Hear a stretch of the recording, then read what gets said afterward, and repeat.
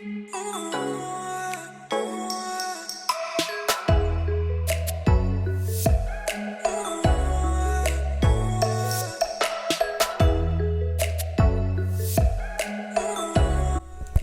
everybody. Today we have the honor of welcoming Juliet Davenport onto the Trips and Global on Wheels podcast hour.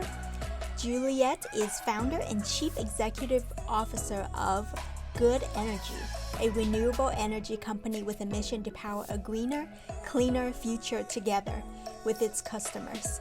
Juliet has been an innovator for over 20 years, working on ideas to fight climate change and transform the energy sector for the better. In 2013, she was awarded an OBE for services to renewables. She currently sits on the board of Renewable Energy Association, Innovate UK, and is vice president of the Energy Institute.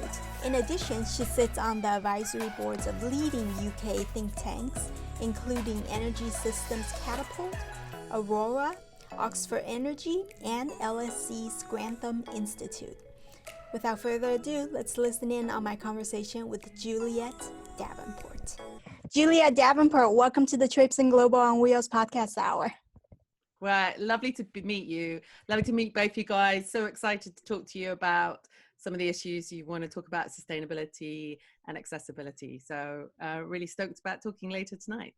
Yeah, of course. And thank you for staying up. So my co-host Jean will be joining me a little later to ask you some questions. Jean, did you want to say something to Juliet? Yeah, good evening. Good evening from the morning of Melbourne. Yeah. Pleasure to meet you here. Looking forward to asking you some questions about sustainability and climate change. Great. Looking forward to it. Yeah. So we're just going to kickstart right away because everyone's either really tired for having just gotten up or needs to go to sleep. So, so I know you majored in atmospheric physics at the University of Oxford. I visited the campus. It's beautiful. So I think a lot of viewers won't know what atmospheric physics is, or even what physics is, to be honest. Could you give us a concise and simple synopsis of that field? I'll do my best. I guess what it really is it's looking at how the atmosphere, the oceans interact with each other and create weather. So a lot of atmospheric physics is the basis for our weather forecasting, meteorology. It looks at how temperature affects our atmosphere. It looks at how, and then that interacts with the oceans, and then how that interacts with the planet. So really, it is the fundamental science of how you look at climate and how you describe climate and how you work out what might happen to climates if you change things. And that is why, having studied atmospheric physics, you get a pretty good handle on climate change. Mm-hmm. Fascinating. And thank you for that very simple and concise explanation. And so I know you founded Good Energy. What a great name. Tell us about the company and what your original intentions were when you founded it.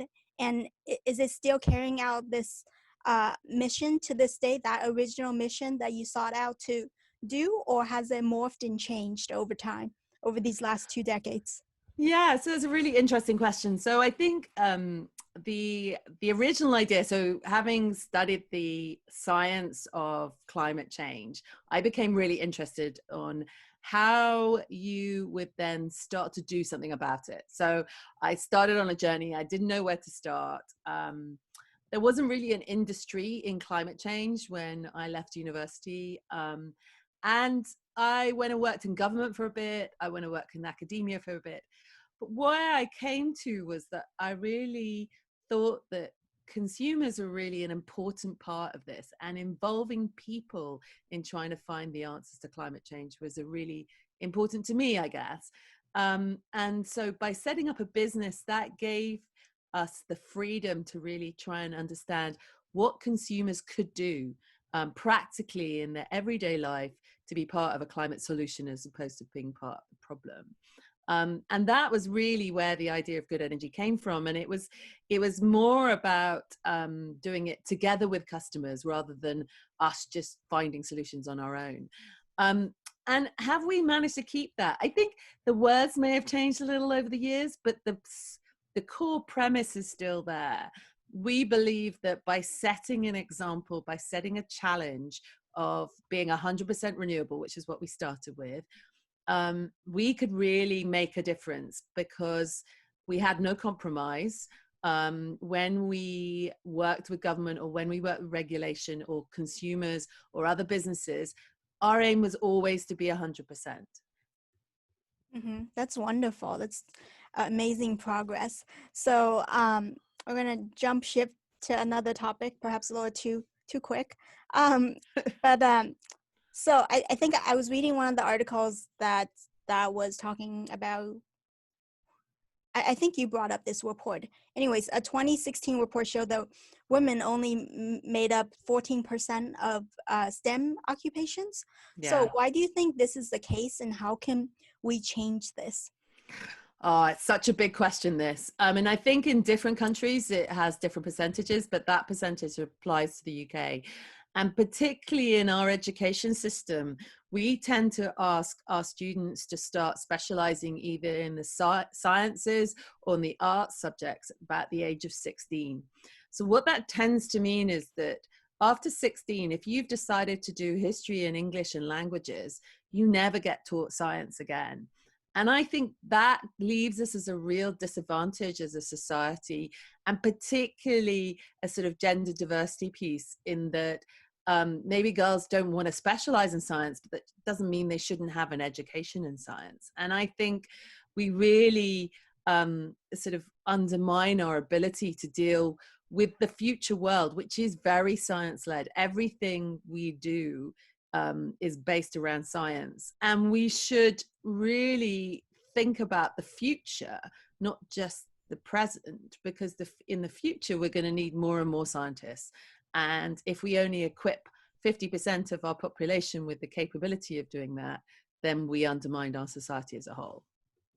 Exactly. And I think I read in one of your articles that your good energy workforce is over 50% female, right? Yeah. Is that still the case? Yeah, it is. And for a start, first of all, so I go into a lot of meetings where I am in a minority. One of the things I really appreciate about diversity is it's much more fun. It's much more enjoyable. People have really diverse views, and sometimes those are hard, but they're really important for us to be able to move and be creative as an organization. So I really enjoy working with a really diverse group of people, and I hope we continue to do that and get more diverse as time goes on. Yeah, no, that's great. And so you are a huge science buff, I would say, given your field of study and your career trajectory. So what did your parents do right in raising you to love science and, the rest of the STEM fields? How can parents of other girls emulate your parents and get girls, women excited about something like combating climate change and working in, other environmental issues, coming up with alternatives for energy, etc.? Yeah, I think that's a really interesting question, actually. So my parents are very different in their capability. So my mum's an artist and my father's a mathematician. And I think physics is the melding of those two. It's quite a creative science. It's quite a sort of thoughtful science. And so what did they do? Actually, I went to quite a progressive school originally where they didn't really teach you anything. You got to learn whatever you picked up. And that gave me some disadvantage, I would say. It took me quite a long time to learn how to spell. My spelling wasn't brilliant. But I really evolved in terms of my science, and I remember hanging out with other kids, and we just talked about numbers. I was always fascinated by numbers. I know that sounds a bit odd, but I was. And I think bringing the two together, there's some fantastic books which shows that art and science are very well linked. And actually, if you bring that in and you can demonstrate shapes, a lot of mathematics in trigonometry is all about shapes, and if you start to draw them or use pieces of paper, origami was some of the basis for a lot of mathematics. And if we start to be more imaginative about actually how we bring to life some of these subjects and demonstrate that something like maths is another language, it's not just maths. It actually translates into something else, and it has its own beauty as well. I think we just need more advocates. And yeah, my parents were quite challenging, but also left me to my own devices. I think a bit of both. I don't think there's any hard, fast rules to get people infused. But yeah, I love the beauty of science. Actually, I love picturing it. I have a very I think in pictures a lot, and that has always helped me with my science, definitely. Mhm.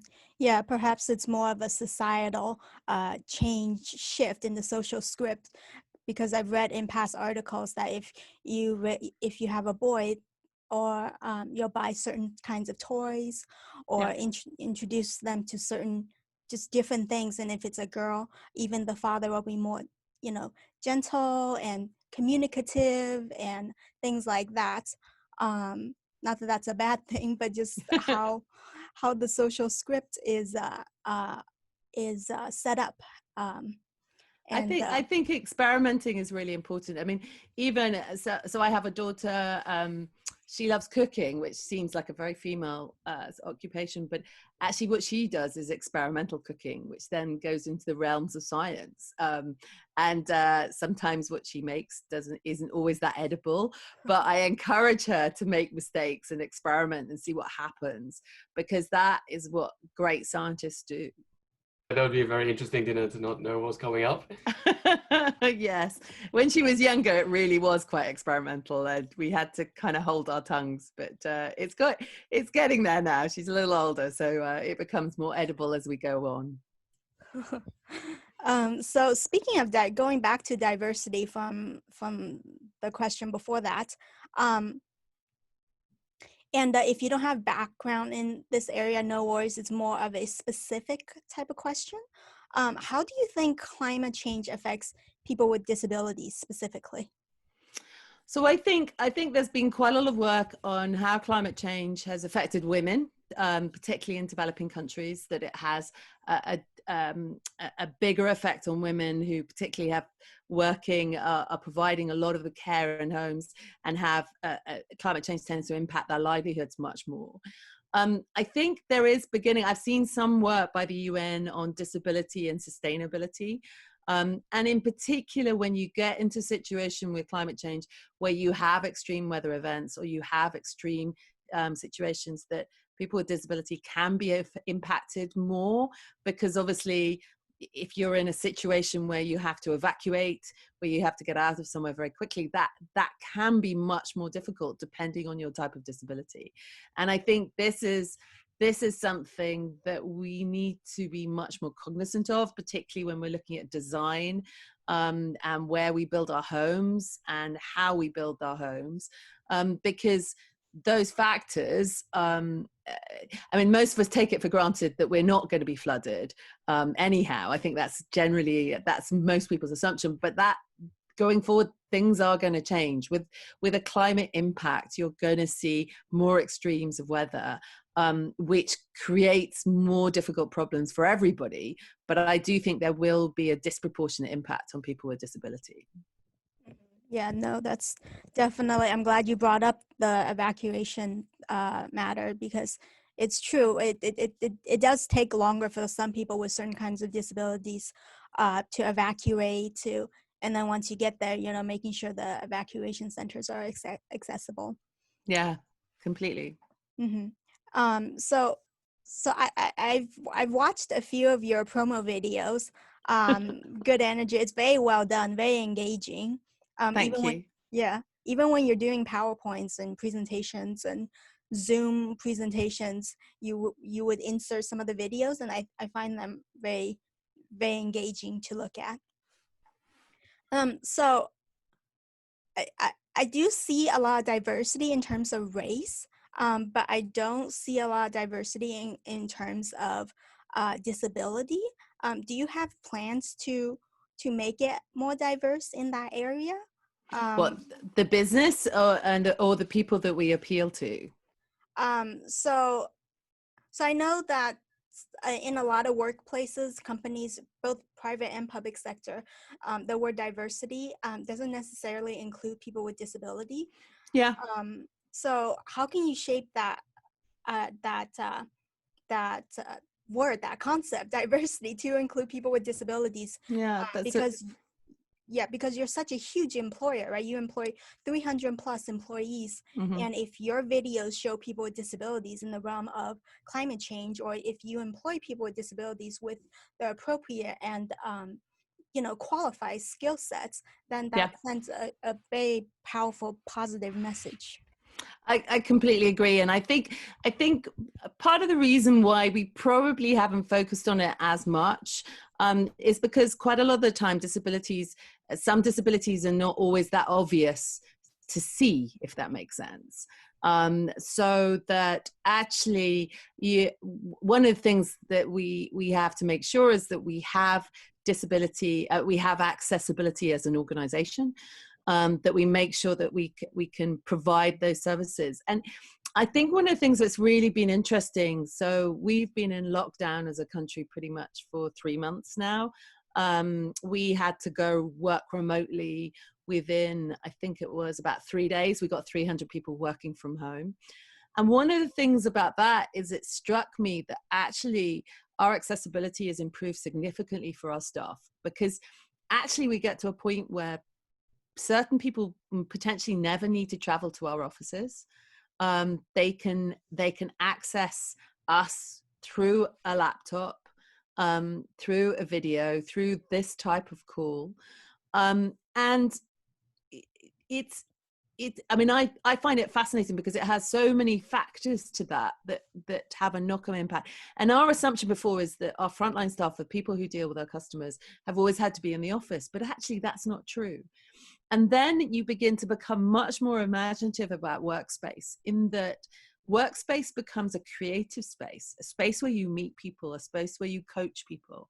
And I think the opportunity there to include disability in diversity, but also be able to accommodate that in a much more creative way is going to come forward. And I think what I think sometimes is when you get these massive challenges is people rise to them. You get a bit stuck sometimes, as you said, in your thinking. So diversity is this, and that's kind of where your mindset. And sometimes it takes either somebody to challenge you, like today, or something else to happen for you to really start to think more imaginatively about something. So I think there is a huge opportunity now, post-COVID, to think about things in a different way, and look at how do you do inclusivity.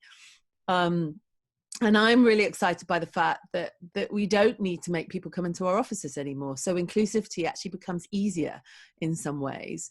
And we can create different spaces for us to create and come together as an organization. And for me, that is really quite exciting. Mm-hmm. Yeah, it has, yeah, because some people with disabilities, with transportation, especially, Yeah. I saw that you are part of LSE's Grantham Institute. Yes. So I did grad school at LSE. Did you? So, yeah. So the tube stations are extremely inaccessible, and I would Yeah. go from Covent Garden to Shoreditch, and it's only like 2 miles, 1.5 Yeah. miles. Sometimes in the mornings it would take me 2 hours on the bus Wow. to get from A to B. And Yeah. the tube stations, most of them are, Have no accessibility. exactly. Some So of them they're getting, there's more accessibility than there has been in the past. Maybe I'm thinking over the last 20 years, but you're right, it's still not great.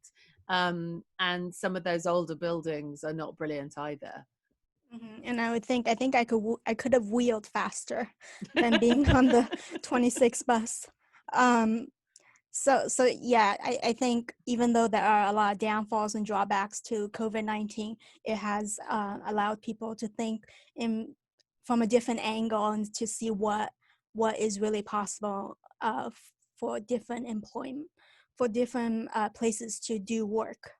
Yeah, and I definitely feel that I've outreached more internationally than I have for years as a result of COVID, because I'm happy to get on a Zoom call, or I'm happy to speak to, but first of all, I have time because I'm not traveling all the time. I'm at home.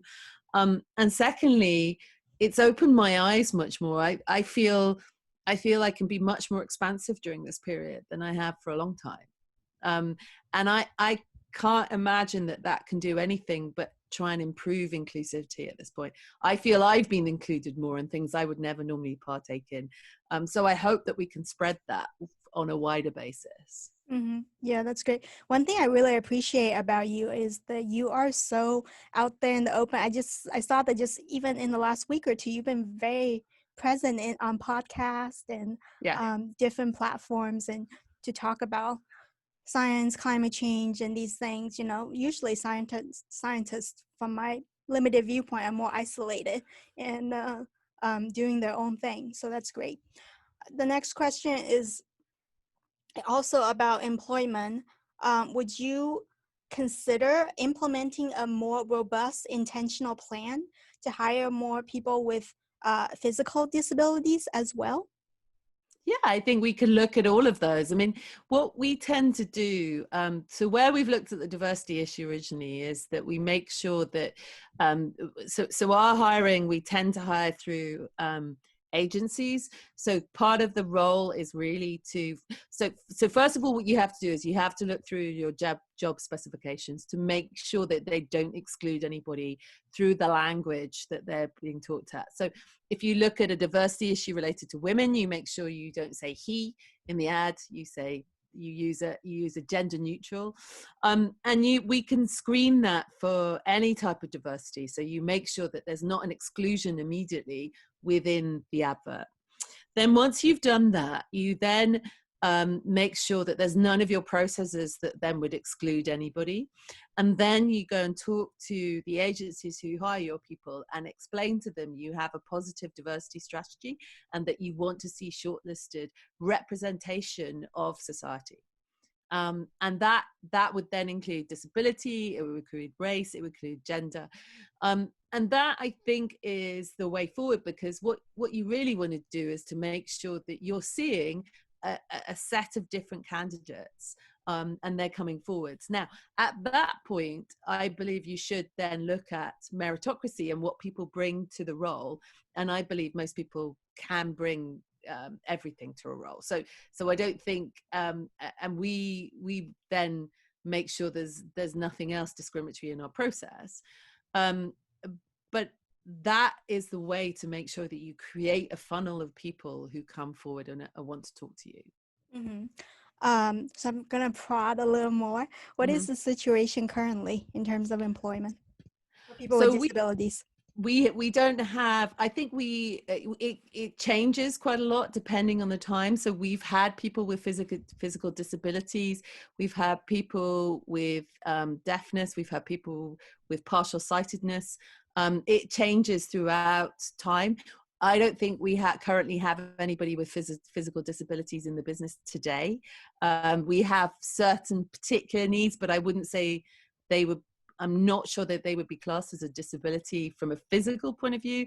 I think we have other disabilities. We have some impaired hearing and some impaired sight. Mm-hmm. Well, I look forward to interviewing you again in the future and see the progress in that. Yeah. So next, my co-host Jean Mishner is going to ask you some questions. Thank you. Hey, Juliet. So I was reading through some of the milestones of the business on the webpage, and it's quite extensive. And so it got me thinking about focus, because I work in a small business where we try to eliminate paper and do things which will help our customers use a product which hopefully will benefit the sustainable outcomes. But when I was looking through your milestones, it's very complex what you've done over the years. And I know just trying to achieve one thing is difficult, but you've achieved many things, and probably all at the same time as well. So examples might be, managing the mix of your energy suppliers, as well as managing your own energy producing assets, as well as explaining to customers what it means. And I find it difficult just understanding my own energy bill. So you've got a lot going on to explain and to explore and to to create. So I was wondering, how did you manage to do that? And maybe was it because it was complex that you maybe enjoyed it?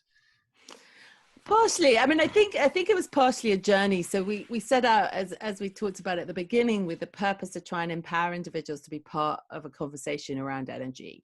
And it was quite simple. We wanted 100% renewable energy, and we wanted to supply that to consumers. Unfortunately, as soon as you started to look at how to do that and come across the issues that you run into problems straight away. And I think if you look at the milestones, they describe some of the problems we came across and then what we did to try and overcome them. So the first problem we had is when we came into the market, we thought, okay, it's fine. We'll go and talk to one of the biggest wind developers in the UK and we'll go and buy some of their energy. And we had a lovely negotiation, and then we were told, actually, you can only buy our energy if you pay us 2 years in advance. And as a small business, paying suppliers 2 years in advance really isn't a big option. So we went down the route of finding small people like us, which meant we had to find lots of them. But that gave us an advantage, because actually we didn't want any credit from them and they didn't want any credit for us. So we had a kind of mutuality there that then allowed us to move forward and really sort of create a business that was much more sustainable. And that then became a core part of who we were, as that whole idea of you generate power, we'll buy it, and there's a mutuality there. So that became a founding part of it. One of the next things we had a problem with is that the banks who were funding some of these small players didn't want them to sell their power to us. So we said, okay, so let's become a generator ourselves and then persuade the banks ourselves that they should sell us the power. So that's why we generated some of our own power. And that was part of that story. And again, it was about breaking down barriers every time to say, what's the barrier? Okay, let's go and break that barrier and then come back, and then we can move forward again. And to a certain extent, that's what we've done every time. I mean, when we first set up, we couldn't raise any money, so we crowdfunded it. I don't think crowdfunding really existed at that point, but that's kind of what we did. So I think the point about challenges, let's see what the challenge is, let's look at it, figure it out, and then find a way forward. So that's probably why it looks a bit complex. But it felt like a journey at the time. It definitely looks like a journey. One of the things I noticed was, I think you had I'm not sure if it was a tariff system where your customers can essentially buy in to their local energy producer, maybe a wind farm. I wasn't quite clear on that. Yeah, so what that is, that's for a business customer. So you can choose. So the original concept that was eventually you directly contract with your local provider. So it's a peer-to-peer platform for any providers. We've kind of reshaped it because the provider who we developed it with sort of got bought by another company, so we developed it ourselves, and we're just relaunching it now. But what it means is that business customers can decide to make preferences for local generation, so power within their local region, and they could also decide that they want to pay a premium for that, and that premium would then go back to that local generator. And what that gives the customer is the story about where that power is coming from and who is supporting that power and how they're using it. Yeah, that's wonderful. It's also interesting to see that customers who are businesses, they're not just thinking purely about their bottom line, but they're thinking about where their energy is coming from. Yeah. And usually you wouldn't expect businesses to be thinking so much about that, maybe more on the consumer side, at an individual level. But when did you first come across that line of thought from a business customer?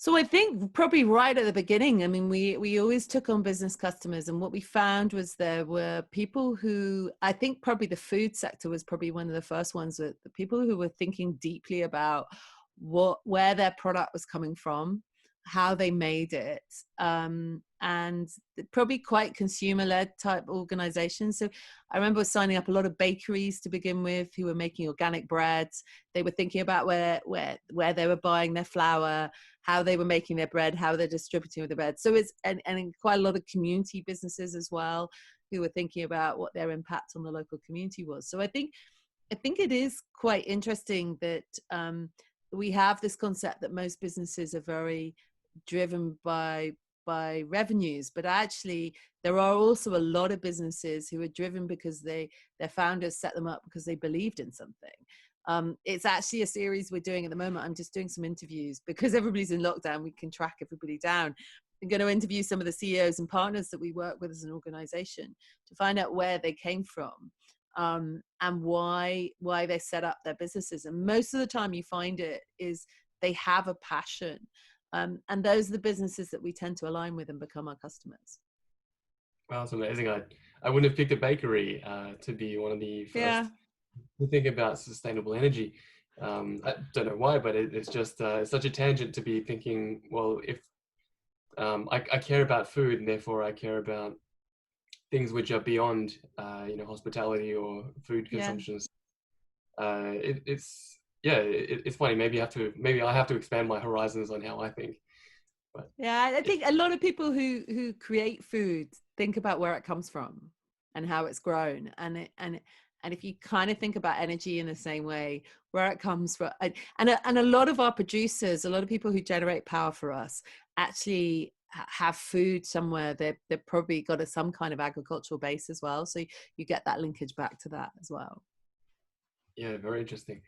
I guess it also comes back to health. Like you're thinking about, what you're consuming and what that does to your overall health, which is very relevant for climate change and the impacts on, what am I thinking about for my future or my children's future?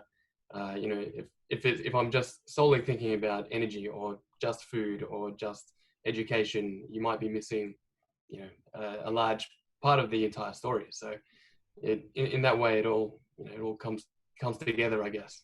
Yeah, definitely. So actually, we're talking a lot about the UK, but over in Australia, I think I've seen a few companies doing sort of similar things. And I'm proud to say that we've signed up a while ago to a similar type of energy retailer, and but I don't know if we as a country quite get to that almost 70% milestone that you've reached. So I think some of the cities are getting close to that, though. I saw some piece somewhere in Australia where somebody got to 100% renewable in one of the cities. Yes, I think it was Adelaide. We're getting there bit by bit. So my question would be around, climate change is bigger than just the UK or just Australia. Yeah. Do you see or have plans to replicate your success in the UK to other areas or other countries? And how do you see other countries making sufficient transitions to be so they have hope for future as a whole? Yeah, I think that's a great question. I mean, I think we have looked at whether there's some of the things that we do. So one of the things about the electricity systems all over the world is they're quite different. And coming back to your point at the beginning, one of the things I decided is that we should focus in the UK right at the beginning. We were actually part of a European sort of green investment right at the beginning, at the first part. And what I found was that organization expanded into 7 countries with completely different business models in each country, and really struggled and actually went out of business, which is why we ended up buying the company back and then refinancing it. And what was really interesting about that is that I did look at quite a lot of the different European systems, and they trade in a very different way. So we've kind of gone for, rather than going to lots of countries, we're kind of going deep in our own country. So trying to look at lots of different products that will fulfill for the home. Now, what I would hope is that will come out of that is, rather than necessarily a product, but potentially a system that we can help replicate in other countries. So, I mean, I've been talking to some of the other countries, some countries, about how you might set up a peer-to-peer platforms in generating solar power and selling it to people's neighbors. We're kind of seeing some of that in Germany already.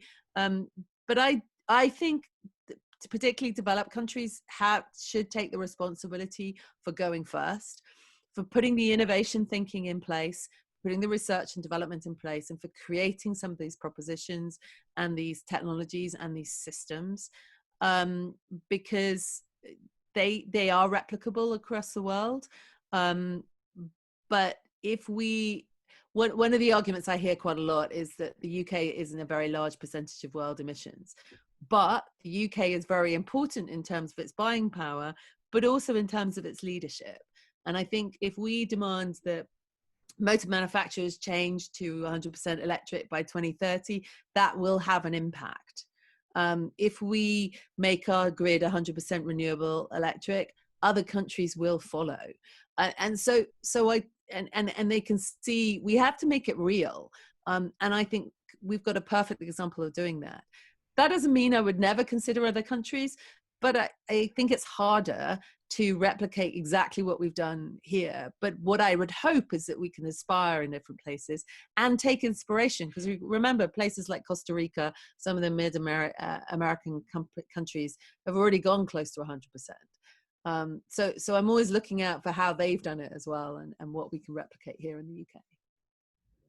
Yeah, some of that shared knowledge and leadership, there's a lot of that still required, and we do have a long way to go. So I'm really hoping that we can all learn from each other.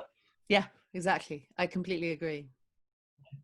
And on the topic of maybe leadership, perhaps, but it seems like climate change and energy solutions can sometimes be a bit divisive, but it shouldn't be. It doesn't make sense that it should be. So my next question is around, have you found that in rolling out the business that you come across faster adopters of using renewable energy in the segments in the UK, and that may or might not be to do with being older or younger, or have more liberal or conservative values? Do you see that as something that's quite prominent, or do you see that it doesn't necessarily play out like that, even though it is portrayed like that? So I think that's a really interesting question. I mean, I think we see a real variety of people getting involved in the technology side, and surprisingly so, actually, because quite often you would assume a lot of the early adopters would be the ones who would be looking at the technology, and they are. So they are part of that. But also you get a real variety of people who. So I am always surprised by the number of people who I happen to meet at events who will come up to me, who may be a customer, and tell me about their solar panels on their roofs. And you kind of look at them and you go, okay, so I wouldn't see you walking down the street and think you're a solar panel owner. That wouldn't be the first thing that would spring to mind. And actually then the surprising impact it has on people's lives.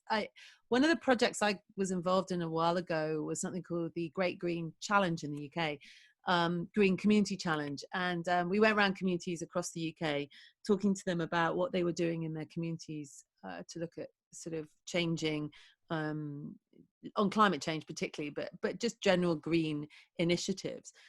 And one of the people I went to see was an old age pensioner. He must have been about 80.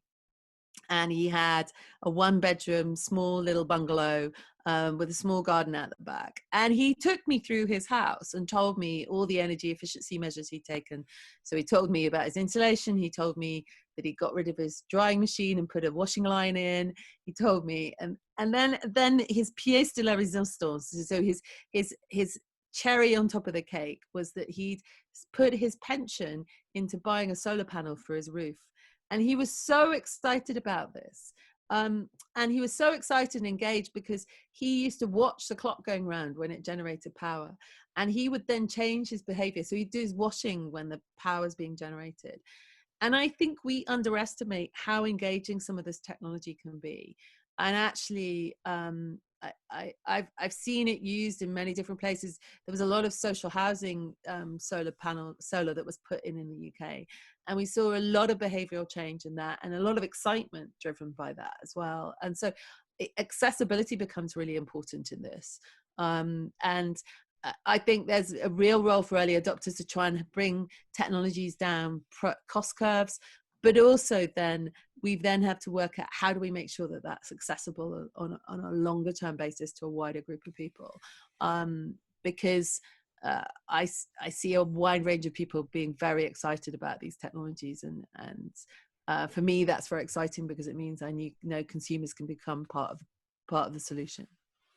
Yeah, wow, that actually brings back some interesting memories.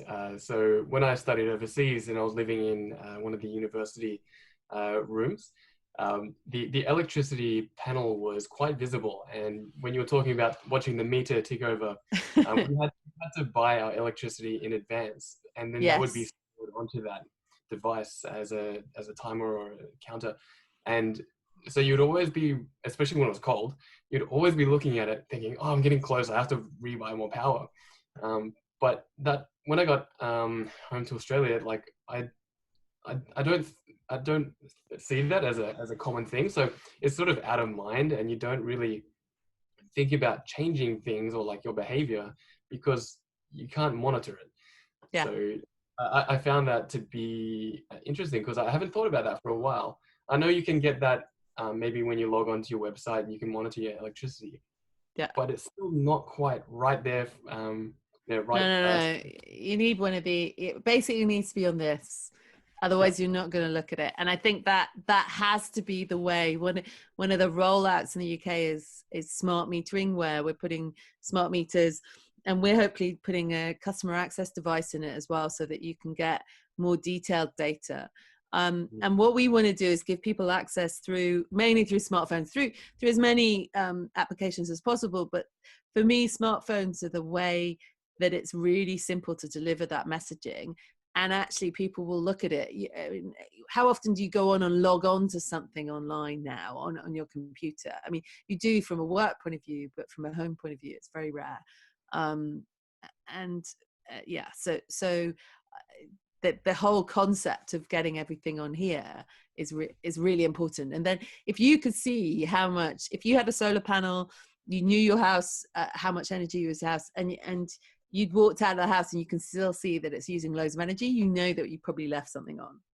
And just thinking stuff like that just really helps and makes people aware of what's going on with their energy. Definitely. To be aware of it makes such a difference. Yeah, any measurement. It's the same as any data. I mean, whether it's from diversity to climate change, looking at data is a really important part of changing anything. Definitely. With that, I think that's a great way to end. Thank you so much, Juliet, and you've been very obliging and insightful with your responses. So thank you so much. You're very eloquent with it being almost midnight over there. Well, thank you so much for inviting me and giving me some real thoughts for what we do around diversity going forward. So that's been really, really interesting for me. So thank you. Of course. Well, you have a good night, and You hopefully too. we'll get to talk again in the future. Okay. Good night. Bye-bye. Lovely to speak to you. Bye. Bye. Did you like this video? If so, share with your friends and be sure to follow us on social media. And if you want even more resources, be sure to sign up for our email updates on our website, traipsingglobal.com. Keep learning new perspectives, keep being inclusive, because it will make the world a better place for you and for everyone else. Thank you so much for watching, and I'll catch you on another episode of the Traipsing Global on Wheels podcast hour.